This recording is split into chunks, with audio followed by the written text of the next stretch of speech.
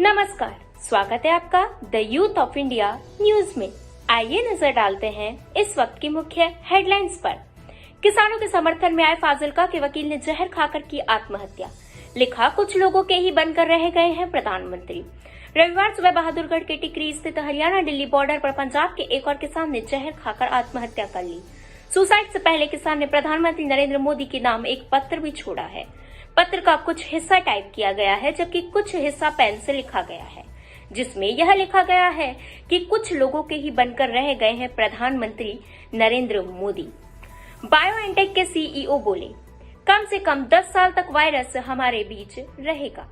दुनिया में कोरोना के नए और ज्यादा खतरनाक स्ट्रेन को लेकर चिंता जताई जा रही है।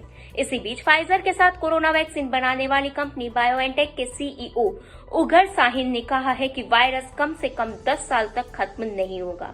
इसके लिए हमें पूरी सावधानी रखनी और साथ ही साथ हमें सुरक्षित रहना है।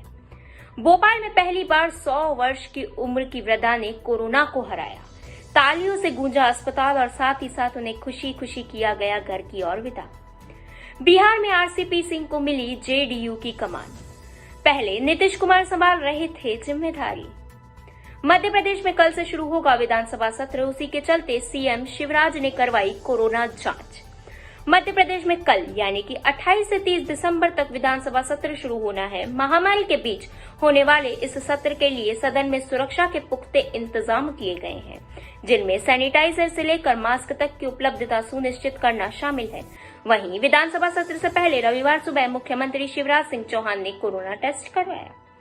पूर्वोत्तर को मिली सौगात। गृह मंत्री अमित शाह बोले, भाजपा की सरकार बनने के बाद कभी भी मणिपुर बंद नहीं हुआ है।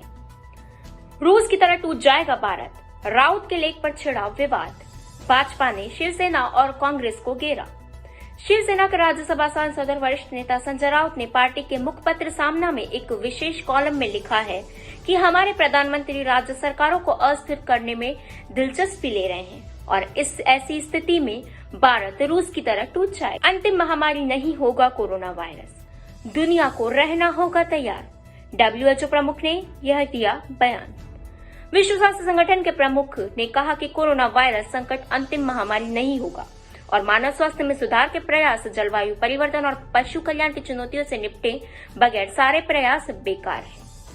मौसम विभाग का कहना है कि अगले कुछ दिनों में उत्तर भारत में कड़ाके की ठंड पड़ने वाली है। ऐसे में घर बैठे बैठे या नए साल की पार्टी में शराब पीना बहुत नुकसानदेह हो सकता है। राजस्थान में 5 महीने बाद गहलोत पायलट के रिश्ते में फिर से आई खटास। सीएम ने किया सचिन पर हमला। बेल्जियम में कोविड-19 पॉजिटिव सांता पहुंचा केयर होम। 121 हुए संक्रमित, 18 की गई जान। क्रिसमस के दिन हर बच्चों को सांता का इंतजार रहता है। इसी दिन जब सेंटा क्लॉज आए तो वो बच्चों के लिए गिफ्ट लाता है, लेकिन बेल्जियम में एक सेंटा क्लॉज 18 लोगों के लिए मौत का देवता बनकर आया।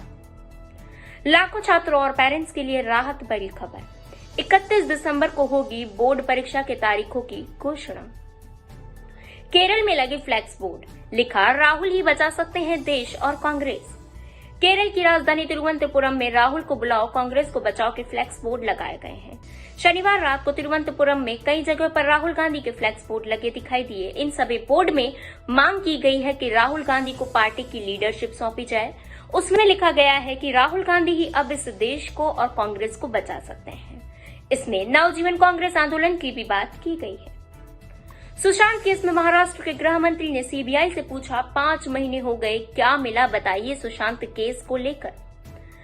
2028 में चीन अमेरिका को हराकर दुनिया की सबसे बड़ी इकोनॉमी बन जाएगा। रिपोर्ट के अनुसार ये खबर सबके सामने आई है। इसी तरह की लेटेस्ट खबरों के लिए जुड़े रहिए the youth of India news के साथ। धन्यवाद।